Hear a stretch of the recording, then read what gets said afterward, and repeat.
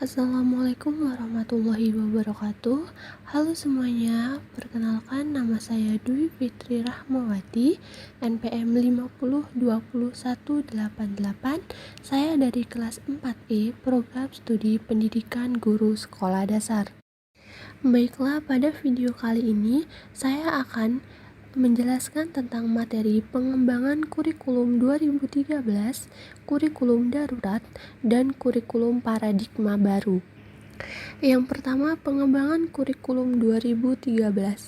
Kurikulum 2013 yang berbasis karakter dan kompetensi antara lain ingin mengubah pola pikir dari orientasi terhadap hasil dan materi kependidikan sebagai proses melalui pendidikan tematik integratif. Oleh karena itu, dengan pembelajaran sebanyak mungkin melibatkan peserta didik agar mereka mampu bereksplorasi untuk membentuk kompetensi dengan menggali berbagai potensi dan kebenaran secara ilmiah.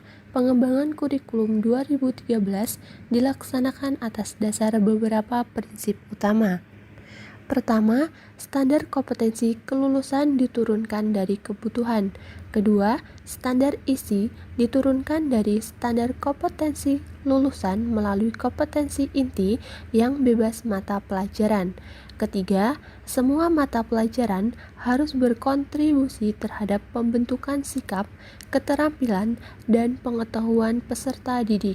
Keempat, mata pelajaran diturunkan dari kompetensi yang ingin dicapai. Kelima, semua mata pelajaran diikat oleh kompetensi inti. Keenam, keselarasan tuntunan kompetensi lulusan, isi, proses pembelajaran, dan penilaian. Sebagai titik tekan pengembangan kurikulum 2013 adalah penyempurnaan pola pikir, penguatan tata kelola kurikulum, pendalaman dan perluasan materi, penguasaan proses pembelajaran, dan penyesuaian beban belajar agar dapat menjamin kesesuaian antara apa yang diinginkan dengan apa yang dihasilkan. Aplikasi yang taat asas dari prinsip-prinsip ini menjadi sangat esensial dalam mewujudkan keberhasilan implementasi kurikulum 2013 di lapangan. Kesemuanya ini tidak terlepas dari dukungan semua pihak, apakah itu pemerintah daerah serta dukungan dari orang tua dan masyarakat. Implementasi kurikulum 2013 dilaksanakan melalui pendekatan saintifik. Pada pelaksanaannya, pendekatan ini menekankan pada 5 aspek penting, yaitu mengamati, menanya, mencoba, menalar, dan komunikasi. 5 aspek ini harus benar-benar terlihat pada pelaksanaan pembelajaran di lapangan. Penyusunan kurikulum 2013 didasarkan pada 3 aspek yang merupakan landasan pengembangan kurikulum, yaitu aspek filosofis, aspek yuridis, dan aspek konseptual. Aspek filosofis memaknai bahwa pendidikan berbasis pada nilai-nilai luhur, nilai akademik, serta kebutuhan peserta didik dan masyarakat. Selain itu, kurikulum berorientasi pada pengembangan kompetensi. Asal konseptual berarti kurikulum memiliki relevansi, modelnya berbasis kompetensi, tidak hanya merupakan sekedar dokumen, dan proses pembelajarannya mencakup aktivitas belajar secara output dan outcome belajar, serta kesesuaian teknik penilaian dengan kompetensi penjenjangan penilaian. Aspek yuridis terkait dengan RP JMN 2010-2014, sektor pendidikan dan Inpres nomor 1 tahun 2010. Yang kedua, pengembangan kurikulum darurat. Untuk mengimplementasikan kurikulum darurat masa coronavirus disease atau COVID-19, guru dituntut untuk lebih kreatif dan inovatif dalam menyajikan materi dan memberikan tugas kepada peserta didik, baik secara daring dalam jaringan atau luring luar jaringan, maupun kombinasi keduanya sesuai dengan ketersediaan dan kesiapan sarana dan prasarana pada sekolah di tempat tugas yang bersangkutan. Hal ini akan menjadi peluang bagi guru untuk berkreasi memberikan pelajaran yang kontekstual dan memiliki kebermaknaan. Salah satunya sumber belajar yaitu Alam Takambang Jadi Guru akan memberikan kemudahan bagi peserta didik untuk mengimplementasikan materi yang diberikan. Kurikulum darurat memiliki fleksibilitas yang tinggi.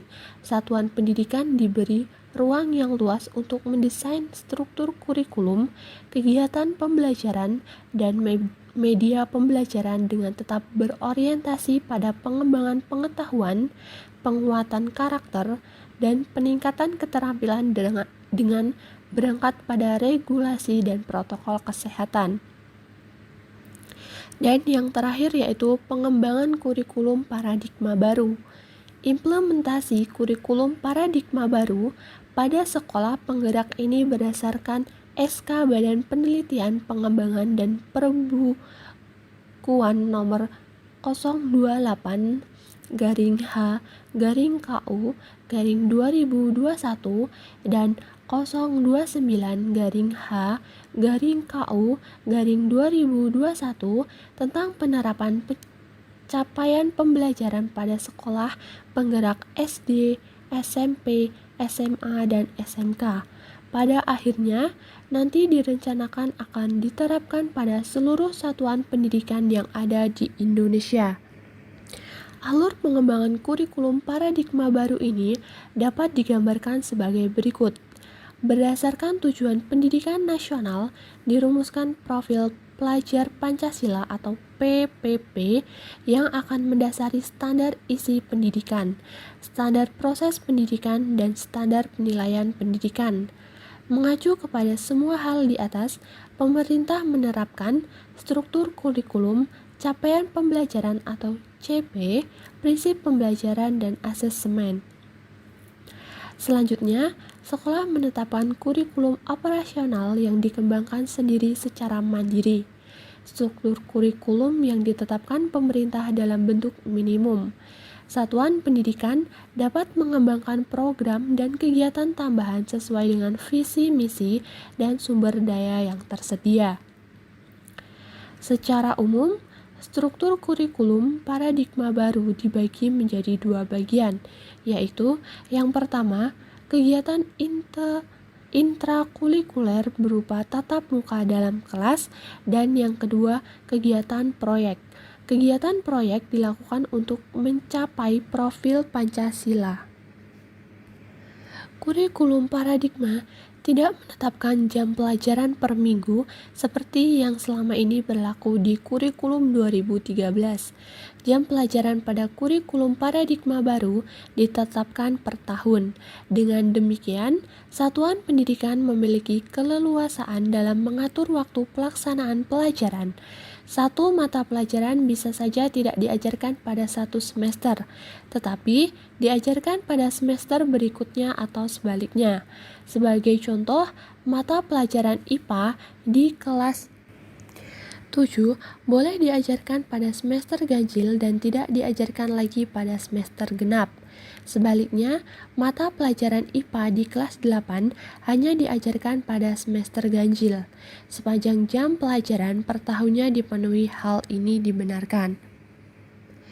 Perubahan lain yang terjadi pada kurikulum paradigma baru dibandingkan dengan kurikulum 2013 terdapat pada mata pelajaran ilmu pengetahuan alam dan ilmu pengetahuan sosial pada sekolah dasar kelas tinggi 4, 5, dan 6.